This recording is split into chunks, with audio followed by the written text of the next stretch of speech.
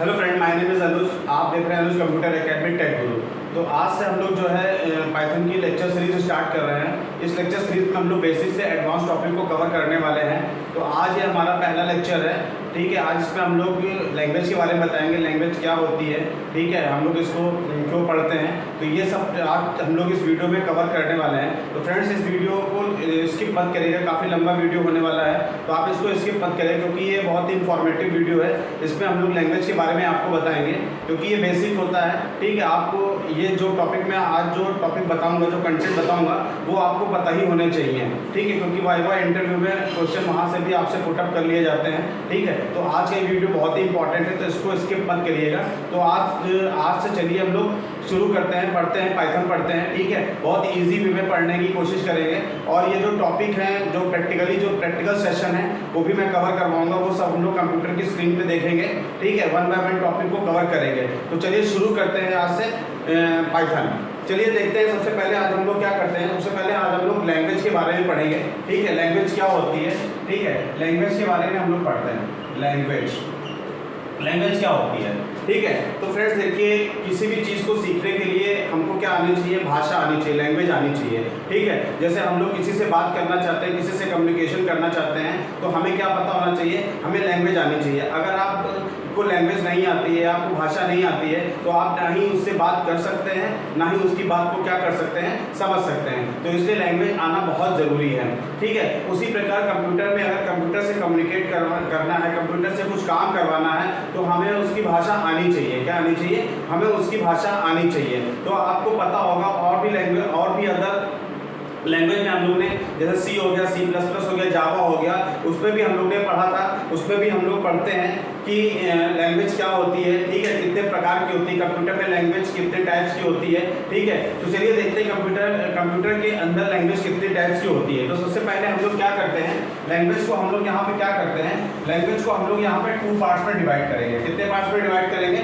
Language को 2 parts में divide करेंगे। तो सबसे पहले जो लैंग्वेज होती है वो लो लेवल लैंग्वेज होती है, और दूसरी हमारी जो होती है वो कौन सी होती है, वो हाई लेवल लैंग्वेज होती है। कौन सी होती है? वो हाई लेवल लैंग्वेज होती है।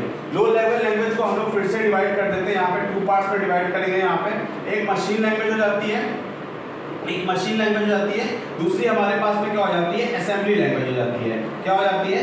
असेंबली लैंग्वेज हो जाती है। आपने कहीं ना कहीं इनका नाम जरूर सुना होगा, ठीक है, ये कहीं ना कहीं पढ़ा होगा। अगर नहीं पढ़ा है तो मैं पूरा आपको टॉपिक कवर करूंगा, पूरा बताऊंगा कि क्या है, ठीक है। उसके बाद हम लोग जो है पाइथन को कवर करेंगे। पाइथन क्या है, ये सब हम लोग उस पर अभी देखने वाले हैं। तो सबसे पहले हम लोग देखते हैं कि यहाँ पे सबसे पहले हम लोग देखते हैं कंप्यूटर कौन सी लैंग्वेज समझता है। कंप्यूटर हमेशा याद रखिए, कंप्यूटर जिसमें काम करता है, कंप्यूटर जो समझता है वो हमेशा कौन सी लैंग्वेज होती है, मशीन लैंग्वेज होती है, ठीक है। ये आपको पता भी होना चाहिए। अगर आप कंप्यूटर सीख रहे हैं, कंप्यूटर को पढ़ रहे हैं, तो ये पता होना चाहिए कंप्यूटर हमेशा कौन सी लैंग्वेज समझता है, वो मशीन लैंग्वेज समझता है। कौन सी लैंग्वेज समझता है?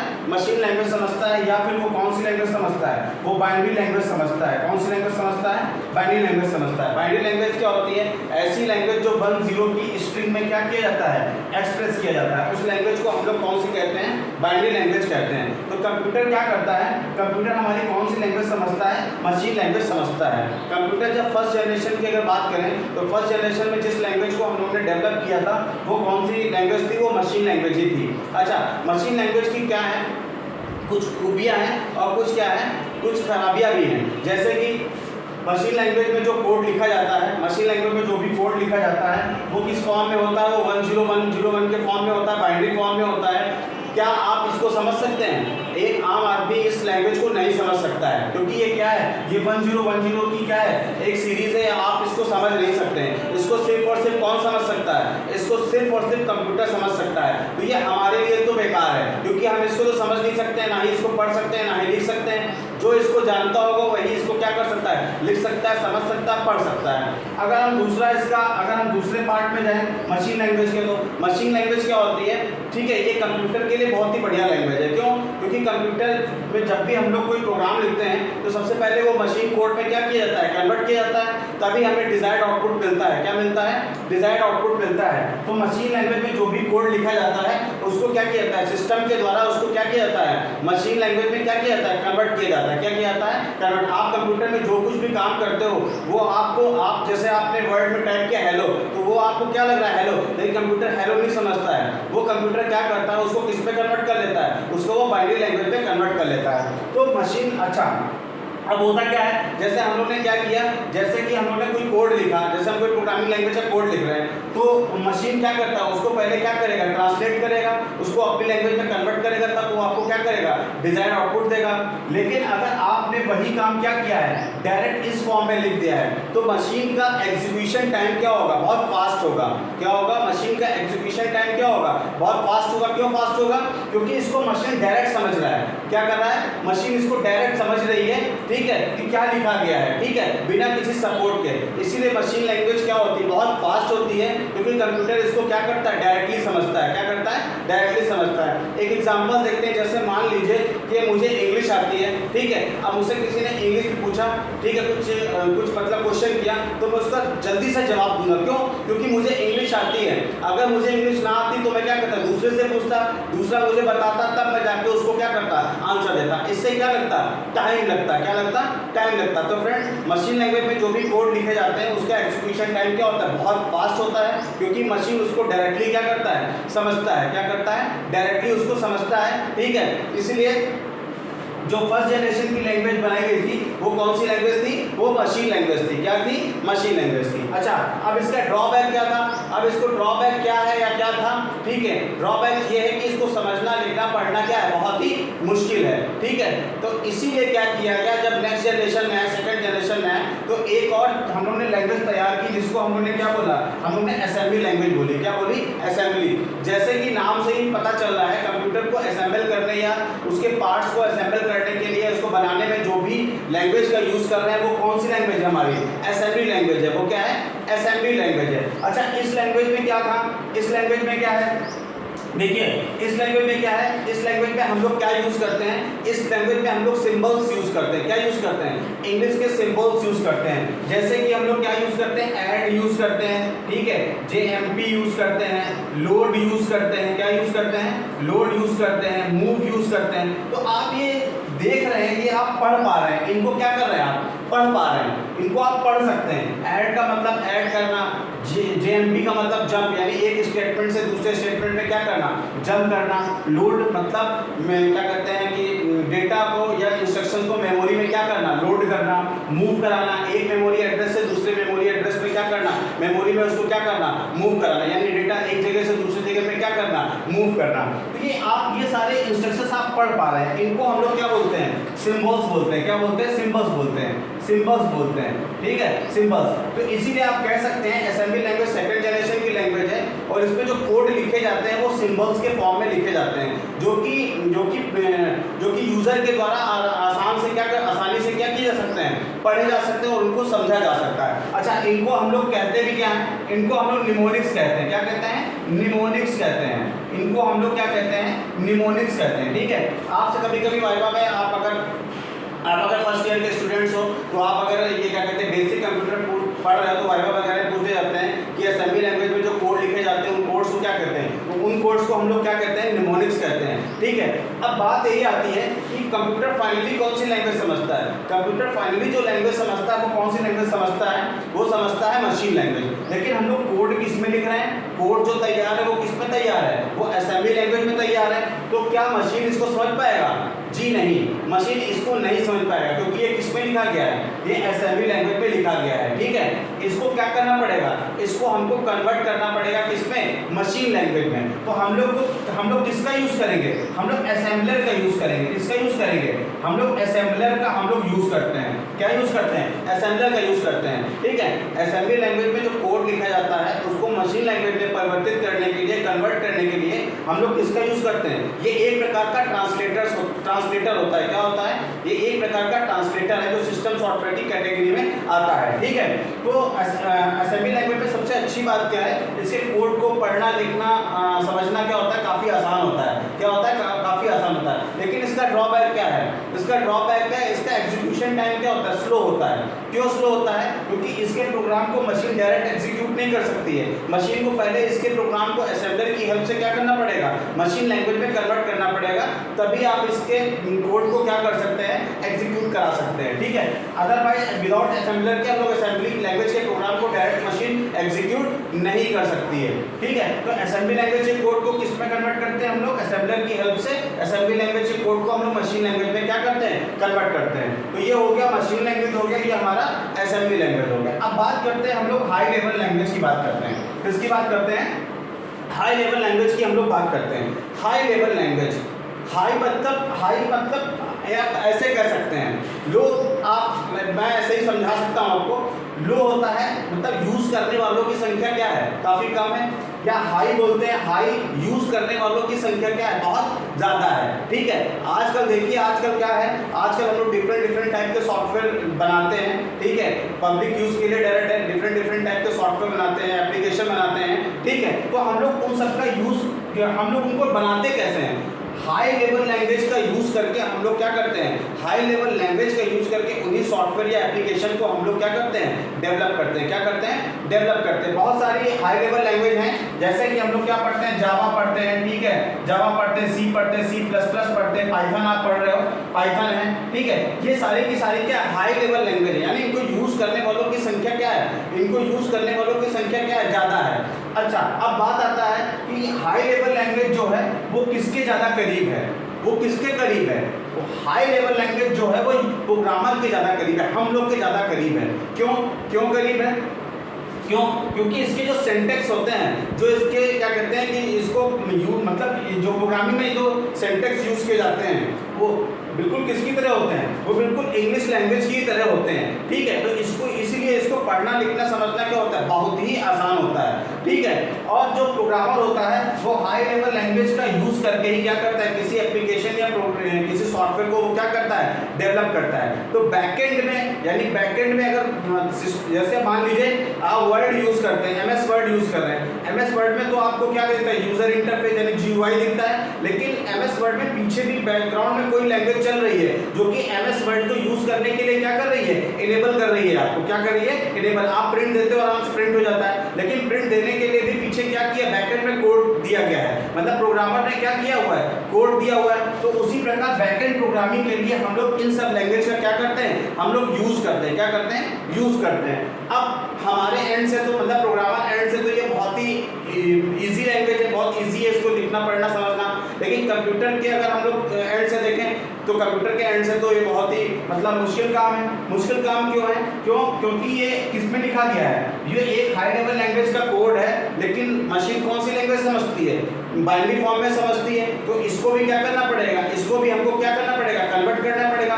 किस पे कन्वर्ट करना पड़ेगा, मशीन लैंग्वेज में इसको क्या करना पड़ेगा, कन्वर्ट करना पड़ेगा। तो इसमें देखते हैं हम लोग क्या करते हैं, यहाँ पे इसमें हम लोग दो प्रकार के ट्रांसलेटर्स का यूज करते हैं। कितने प्रकार का ट्रांसलेटर का यूज करते हैं हम लोग, दो प्रकार के ट्रांसलेटर का यूज करते हैं। तो एक हो गया हमारा इंटरप्रेटर हो गया, क्या हो गया, इंटरप्रेटर हो गया, और दूसरा हमारा क्या हो गया, कंपाइलर हो गया।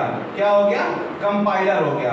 अभी इन दोनों को वन बाय वन करके देखते हैं। तो ये दो प्रकार के हमारे पास में क्या है, ट्रांसलेटर है। पिछला एक ट्रांसलेटर हमने असेंबलर पढ़ा था, वो भी एक प्रकार का क्या है, ट्रांसलेटर है, जो कि असेंबली लैंग्वेज के कोड को किस में कन्वर्ट करता है, मशीन लैंग्वेज में कन्वर्ट करता है। अब यहाँ पे हम लोग देखते हैं, ये हमारे पास दो प्रकार के ट्रांसलेटर दे रखे हैं। ये क्या करते हैं, किसी भी हाई लेवल लैंग्वेज के कोड को किस में कन्वर्ट करते हैं, ये हम लोग मशीन लैंग्वेज में कोड, ये किस में कन्वर्ट करता है, मशीन लैंग्वेज में क्या करता है, मशीन कोड में क्या करता है, कन्वर्ट करता है। अच्छा, एक चीज है कि जो मतलब जो प्रोग्रामर के द्वारा जो कोड लिखा जाता है, प्रोग्रामर के द्वारा जो कोड लिखा जाता है वो कौन सा कोड होता है, वो सोर्स कोड होता है। उसको हम लोग कौन सा कोड कहते हैं, उसको हम लोग सोर्स कोड कहते हैं। वो कौन सा कोड होता है, वो सोर्स कोड होता है। सोर्स कोड को इंटरप्रेटर या कंपाइलर की हेल्प से, इंटरप्रेटर या कंपाइलर की हेल्प से, इंटरप्रेटर या कंपाइलर की हेल्प से, या कंपाइलर की हेल्प से, कंपाइलर की हेल्प से किस पे कन्वर्ट किया जाता है, ऑब्जेक्ट कोड पे कन्वर्ट किया जाता है। किस पे कन्वर्ट किया जाता है, ऑब्जेक्ट कोड में कन्वर्ट किया जाता है, जो कि किसके इक्विवेलेंट होता है, जो कि मशीन कोड के क्या होता है,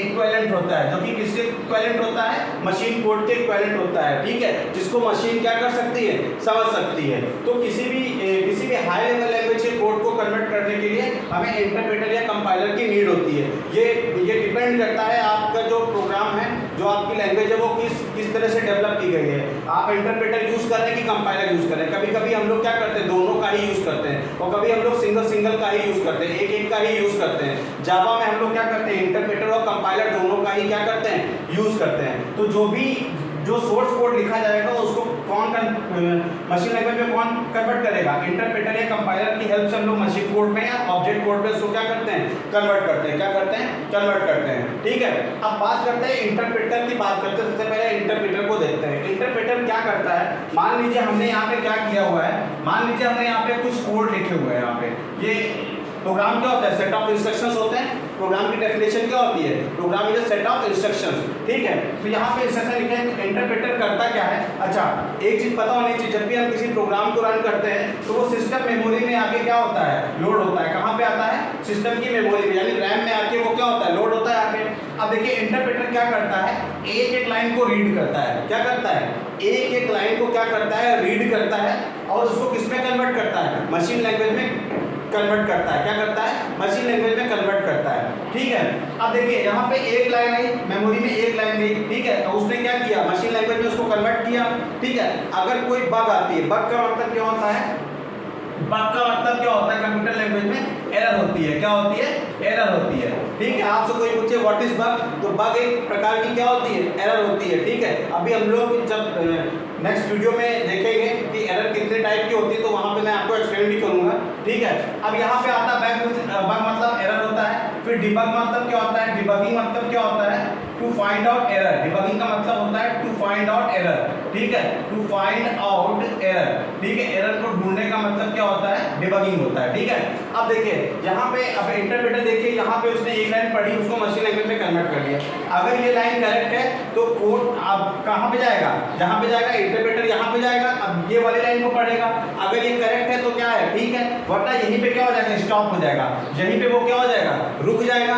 क्या हो जाएगा, रुक जाएगा। लेकिन ये ऊपर की लाइन को डिस्प्ले करता रहेगा, यानी जो करेक्ट लाइन है वो तो डिस्प्ले करेगा, लेकिन जिस लाइन में आपकी एरर आएगी वो लाइन को क्या कर देगा, हाईलाइट कर देगा कि इस लाइन में क्या है, आपके एरर आई हुई है, ठीक है। तो इंटरप्रेटर क्या होता है, इसका बग रेट क्या होता है, बहुत अच्छा होता है, क्योंकि ये लाइन बाय लाइन स्कैन कर रहा है, ठीक है। लेकिन डिबगिंग यानी एरर को ढूंढने का जो प्रोसेस है बहुत धीमा है, क्या बहुत स्लो है, ठीक है। ये मेमोरी में जगह भी बहुत कम लेता है, क्यों, क्योंकि एक लाइन जाती है मेमोरी में, ठीक है, इंस्ट्रक्शन एक जाते हैं, ठीक है, उसको क्या करता है, एग्जीक्यूट किए जाते हैं, ठीक है। पूरा प्रोग्राम तो जाता नहीं मेमोरी में, इसलिए मेमोरी भी क्या होती है, कम जरूरत होती है, मेमोरी कम जरूरत होती है, किसको, इंटरप्रेटर के लिए। अब बात करते हैं हम लोग कंपाइलर की बात करते हैं। कंपाइलर क्या करता है, पूरे प्रोग्राम को एक बार स्कैन करता है। क्या करता है, पूरे प्रोग्राम को स्कैन करता है। पूरे प्रोग्राम को स्कैन करने के बाद जहाँ पे आपको एरर आएगी वहीं पे वो क्या कर देगा, स्टॉप कर देगा। तो इसका बग रेट पुअर होता है, लेकिन इसका डिबगिंग रेट क्या होता है, बहुत स्लो होता है। डिबगिंग रेट क्या होता है, डिबगिंग रेट क्या होता है, बहुत फास्ट होता है, लेकिन बग रेट क्या होता है, बहुत पुअर होता है। अच्छा, ये मेमोरी में जगह भी बहुत लेता है, क्योंकि ये पूरा का पूरा प्रोग्राम उठाता है और कहाँ पे ले जाता है, सिस्टम की मेमोरी में ले जाता है, ठीक है। इसलिए इसको ज़्यादा मेमोरी की आवश्यकता होती है, ठीक है। कहीं कहीं कुछ लैंग्वेजेस का हम लोग कंपाइलर यूज़ करते हैं, किसी लैंग्वेज में हम लोग इंटरप्रेटर यूज़ करते हैं, किसी लैंग्वेज में हम लोग क्या करते हैं, दोनों का ही क्या करते हैं, हम लोग यूज़ करते हैं, ठीक है। तो यहाँ पे इंटरप्रेटर और कंपाइलर हो गए। तो फ्रेंड्स, ये लैंग्वेज है, इतने टाइप की लैंग्वेज हम लोग यूज़ करते हैं, ठीक है। ये जो हमारी हाई लेवल लैंग्वेज है वो हम लोग के यानी प्रोग्रामर के बहुत करीब होती है, क्योंकि इसको आसानी से लिखा पढ़ा और समझा जा सकता है। जबकि हाई लेवल जो कि मशीन लैंग्वेज होती है वो मशीन के बहुत करीब है, क्योंकि इसको मशीन क्या करती है, डायरेक्टली क्या कर सकती है, समझ सकती है, ठीक है। तो ये लैंग्वेज है। तो चलिए अब हम लोग मूव करते हैं, पाइथन की तरफ मूव करते हैं। यहाँ पे पाइथन के बारे में थोड़ा इंट्रो लेते हैं कि पाइथन क्या है, हम लोग क्यों यूज़ करते हैं, ठीक है। चलिए देखते हैं यहाँ पे पाइथन। अब बात करते हैं हम लोग यहाँ पे पाइथन की बात करते हैं यहाँ पे। तो पाइथन क्या करते हैं, पाइथन जो है जितनी भी लैंग्वेज हम लोग अभी तक पढ़ा है हम लोगों ने, सी हो गया, C++ हो गया, जावा हो गया, सबसे इजी लैंग्वेज कौन सी है, पाइथन है। क्या है, पाइथन है। क्यों, क्योंकि इसमें जो सिंटेक्स यूज किए गए हैं वो बहुत ही इजी फॉर्म में लिखे गए हैं एज कम्पेयर टू C और C++ और जावा। जहाँ हम लोग C में क्या करते थे, एक प्रिंट कराने का प्रोग्राम काफ़ी हम लोग 3-4 लाइनों में लिखते थे। पहले हम लोग हेडर फाइल को एग्जीक्यूट करते थे, फिर हम लोग वर्ड में देते थे, फिर वहाँ पे प्रिंटर देते थे, फिर गेट सी एस लिखते थे। तो ये क्या होता था, काफ़ी एक लंबा प्रोसेस होता था, यानी एक हेलो वर्ड के प्रोग्राम को प्रिंट करने में भी हमको 5-6 लाइनें क्या करनी पड़ती थी, लिखनी पड़ती थी। लेकिन पाइथन में यही काम क्या होता है, एक लाइन में हो जाता है। तो पाइथन में कोड को क्या किया गया है, ऑप्टिमाइज किया गया, बहुत ही कम कर दिया गया है। तो इसलिए क्या करते हैं, पाइथन को लिखना समझना क्या है, बहुत ही ईजी हो गया है। ठीक है, इसमें काम करना क्या है, बहुत ही ईजी है। ये एक प्रकार की क्या है, हाई लेवल लैंग्वेज है। क्या है, हाई लेवल लैंग्वेज है। ठीक है, ये हाई लेवल लैंग्वेज है। पहली बात तो हाई लेवल लैंग्वेज हो गया। दूसरी चीज आप बात करते हैं, इसको डेवलप किसने किया, इसको ग्यूडो वैन रॉसम ने क्या किया, डेवलप किया। ग्यूडो वैन रॉसम ने इसको क्या किया, रॉसम ने इसको क्या किया हुआ है, डेवलप किया। कब डेवलप किया, 1991 में इसको क्या किया गया, डेवलप किया गया। क्या किया गया, डेवलप किया गया। कुछ ये पॉइंट्स हैं, आप इनको देख लीजिए, इंटरव्यू वगैरह में, वाइवा वगैरह में आपसे पूछे जा सकते हैं। ठीक है, तीसरा पॉइंट यहाँ पे क्या है, पाइथन एक क्या है, ऑब्जेक्ट ओरिएंटेड लैंग्वेज है। क्या है, ऑब्जेक्ट ओरिएंटेड लैंग्वेज है। पाइथन एक क्या है, ऑब्जेक्ट ओरिएंटेड लैंग्वेज है, ऑब्जेक्ट ओरिएंटेड लैंग्वेज है। ठीक है, ऑब्जेक्ट ओरिएंटेड क्या है, यहाँ पे जो भी हम लोग यूज करेंगे वो एक ऑब्जेक्ट की तरह हम लोग यूज करेंगे। ठीक है, इसमें क्लास बनी हुई है। ठीक है, हम लोग उनके डायरेक्ट ऑब्जेक्ट बना के उनको क्या कर सकते हैं, हम लोग यूज कर सकते हैं। ठीक है, वो हम लोग जब आगे पढ़ेंगे तो हम लोग देखेंगे वहाँ पे। तीसरा क्या है, चौथा पॉइंट यहाँ पे क्या है, वेल इंटरप्रेटेड लैंग्वेज है। वेल इंटरप्रेटेड लैंग्वेज है, इंटरप्रेटेड लैंग्वेज है, प्रेटेड लैंग्वेज है, वेल इंटरप्रेटेड लैंग्वेज है। पांचवा इसको देखते हैं, प्लेटफॉर्म इंडिपेंडेंट है। प्लेटफॉर्म इंडिपेंडेंट है, प्लेटफॉर्म इंडिपेंडेंट है, इंडिपेंडेंट। अब प्लेटफॉर्म इंडिपेंडेंट क्या है, जब पाइथन के कोड को हम लोग क्या करते हैं, इंटरप्रेट करते हैं। ठीक है, तो एक बाइट कोड की एक क्लास फाइल बनती है। क्या बनती है, एक क्लास फाइल बनती है। तो अगर आपको किसी भी फाइल का बाइट कोड मिल जाए तो आप उसको किसी भी मशीन पे आप क्या कर सकते हो, रन करा सकते हो, चाहे वो विंडोज हो, चाहे मैक ओएस हो, चाहे स्पाइडेरी हो। आप उसको क्या कर सकते हैं, किसी भी ओएस पे क्या कर सकते हैं, आप उसको रन करा सकते हैं। तो इसीलिए ये क्या है, प्लेटफॉर्म इंडिपेंडेंट है। ठीक है, छठा पॉइंट है इजी टू लर्न। ठीक है, इजी टू लर्न, इसको समझना क्या है, बहुत ही आसान है। ठीक है, सातवां है, ठीक है, एरर हैंडलिंग या एरर हैंडलिंग बोल सकते हैं इसको, एरर हैंडलिंग या एक्सेप्शन हैंडलिंग बोल सकते हैं। और एक्सेप्शन हैंडलिंग है,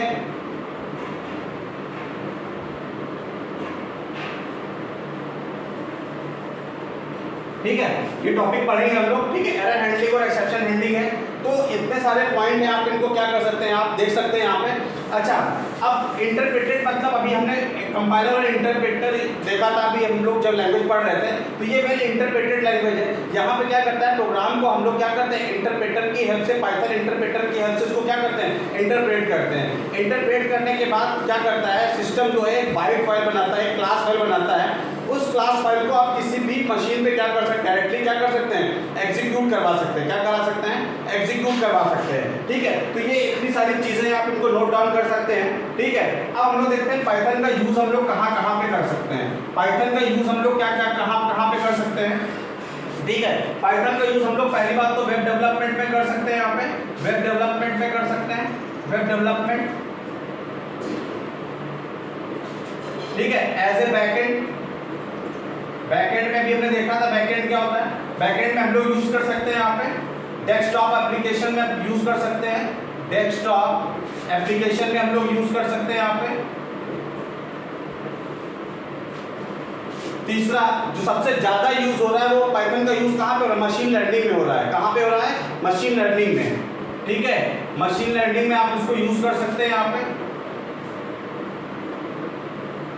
चौथा एआई, आर्टिफिशियल इंटेलिजेंस में। ठीक है, तो यहाँ पे हम लोग क्या कर सकते हैं, पाइथन का हम लोग क्या कर सकते हैं, यहाँ पे यूज कर सकते हैं। ठीक है, पाइथन को यहाँ पे यूज किया जा रहा है, यूज करते हैं हम लोग। ठीक है, आप यहाँ पे आप अगर वेब डेवलपमेंट करना चाहते हैं, वेब डेवलपमेंट कर सकते हैं। डेस्कटॉप एप्लीकेशन डेवलप करना चाहते हैं तो कर सकते हैं। मशीन लर्निंग पे काम करना चाहते हो तो आप कर सकते हैं। एआई पे काम करना चाहते हैं तो आप एआई पे काम कर सकते हैं। पाइथन जो है वो डिराइव्ड किससे किया गया है, वो सी या C++ से क्या की गई है, डिराइव्ड की गई है, वहां से इसको बनाया गया है। तो हम लोग क्या कह सकते हैं, हम लोग C और C++ के कोड भी हम लोग पाइथन में इजी से क्या कर सकते हैं, यूज कर सकते हैं। तीसरा हम लोग अब जो नेक्स्ट पॉइंट है, बड़ा इंपॉर्टेंट पॉइंट है वो, ठीक है, इसको देखिएगा।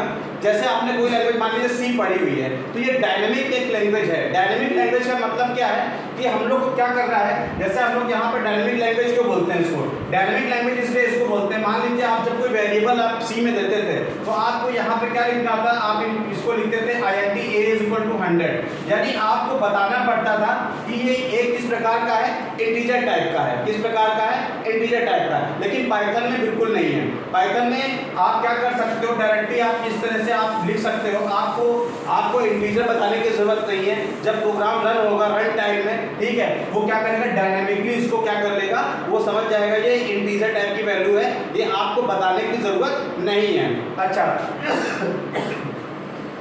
अब सी लैंग्वेज वगैरह में हम लोग जब यूज करते थे तो हम लोग ब्लॉक कोड बनाने के लिए किसका यूज करते थे, कर्ली ब्रेसेस का हम लोग यूज करते थे। किसका यूज करते थे, कर्ली ब्रेसेस का यूज करते थे। लेकिन यहाँ पे क्या है, यहाँ पे हम लोग इंडेंटेशन का यूज करते हैं। किसका यूज करते हैं, इंडेंटेशन का यूज करते हैं, यानी टैब का यूज करते हैं। जैसे हमें कोई ब्लॉक बनाना है तो हम लोग यहाँ पे मान लीजिए इफ लिखा हुआ है, यहाँ पे हम लोग क्या बनाते हैं, यहाँ पे हम लोग ये ब्लॉक बनाते हैं, ये इंडेंटेशन देते हैं। टैब का यूज करके वहाँ पे क्या देते हैं, इंडेंटेशन देते हैं।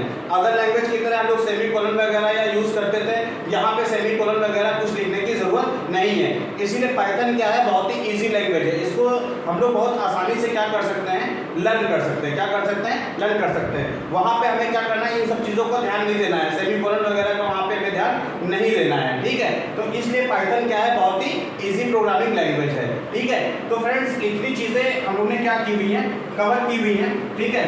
आगे भी हम लोग देखेंगे, ठीक है, आगे भी हम लोग देखेंगे कि और चीजें इसमें क्या हो सकती हैं, ठीक है। अच्छा, इस पे दो चीजें और हैं। एक होता है हमारे पास में एक लिंकर होता है, दूसरा हमारे पास में क्या होता है, लोडर होता है। क्या होता है, लोडर होता है। ये दोनों ही चीजें होना बहुत जरूरी है, ठीक है। लिंकर क्या होता है, जब प्रोग्राम हम लोग रन करते हैं, जब प्रोग्राम को रन करवाते हैं, ठीक है, तो हमें कुछ लाइब्रेरीज की जरूरत होती है, यानी प्रोग्राम को चलाने के लिए कुछ हमें इनपुट आउटपुट फाइल की जरूरत होती है, ठीक है। तो आप क्या करते हैं, सिस्टम क्या करता है, ओएस क्या करता है, जब प्रोग्राम को रन करते हैं, ठीक है, तो उन फाइलों को लिंक किया जाता है। जैसे मान लीजिए हम लोग सी में जब लिखते थे, सी में हैश इंक्लूड लिखते थे, हैश इंक्लूड लिखते थे, stdio.h लिखते थे यहाँ पे, यानी हमको क्या करना पड़ता था, इन लाइब्रेरीज को क्या करना पड़ता था, इंक्लूड करना पड़ता था। लेकिन पाइथन में ऐसा कुछ भी नहीं है, ठीक है। पाइथन में कुछ भी ऐसा नहीं, जब प्रोग्राम रन करता है, जब प्रोग्राम को रन कराते हैं तो ऑटोमेटिकली क्या करता है, इन फाइलों को लिंक कर लेता है, यानी इनपुट आउटपुट फाइल को वो क्या कर लेता है, इनपुट आउटपुट लाइब्रेरीज को वो क्या कर लेता है, ऑटोमेटिकली क्या कर लेता है, लिंक कर लेता है। हमें लिंक कराने की जरूरत नहीं है। तो पाइथन का यहाँ पे भी एक बहुत बड़ा बेनिफिट है, यानी जो प्रोग्राम को रन करने के लिए जो जो लाइब्रेरीज की नीड होगी तो सिस्टम ऑटोमेटिकली उनको क्या करेगा, लिंक कर लेगा।